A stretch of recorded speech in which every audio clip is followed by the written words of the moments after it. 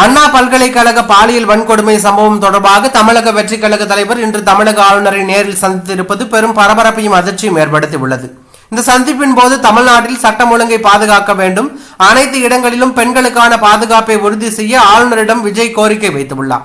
மேலும் பென்சல் புயலால் பாதிக்கப்பட்ட மக்களுக்கு இன்னும் உரிய நிவாரணம் கிடைக்கவில்லை, பென்சல் புயலுக்கு மாநில அரசு கேட்கும் நிவாரண தொகையை மத்திய அரசு முழுமையாக வழங்க வேண்டும் என்று ஆளுநரிடம் விஜய் மனு கொடுத்துள்ளார்.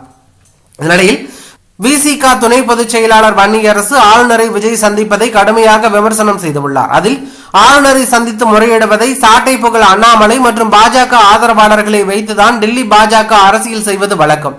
இப்போது தமிழக வெற்றி கழக தலைவர் நடிகர் திரு விஜய் அவர்களை வைத்து அரசியல் செய்கிறது. ஆளுநர் ரவி அவர்களை திரு விஜய் 15 நிமிடம் சந்தித்தார்.